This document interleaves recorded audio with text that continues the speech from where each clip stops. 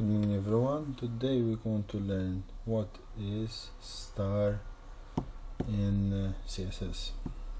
Now for starting, you are seeing in the first page here that we have a standard HTML with a P and H1 to H6, and here is the actual result. Now for making a style and using the CSS star, we need to make a style, or obviously an extender CSS, but to see everything in one page, we're going to make like that: star, open brackets, close brackets, like you are using the body. So I show you the same example as a body. You see body. If I make color, now the star is for all the tags. So if I make, like example, center, alignment, every text have to go to alignment. No, I forgot to save. If I say only H1 goes to alignment, I have to specify which one goes to alignment. So like this, H1 only goes to alignment. I write HI instead of H1. So now it went H1 only to alignment to center.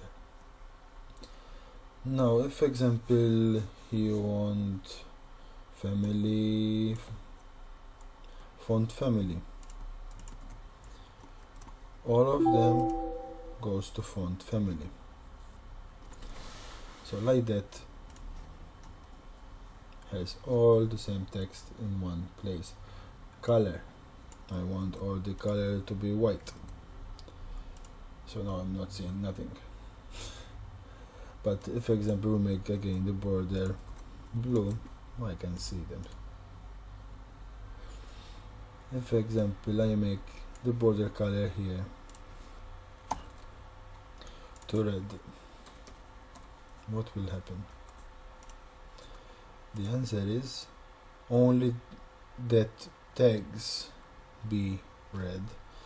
You see, here is the tag, here is the tag, but here, from here to here, there is no tag, there is the body. It's empty body, so it will not change it. Now let's remove this color because it's very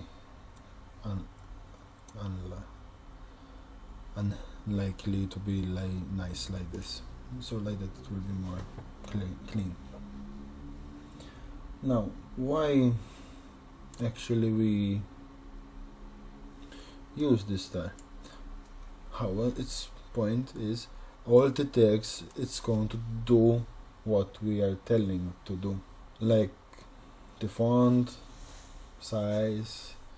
We need a specific every time to be one size something, all of them, not one thing, like padding, margin. So like that you can set the standard for you. If you don't specify, is the specific size, and the remaining you have to specify.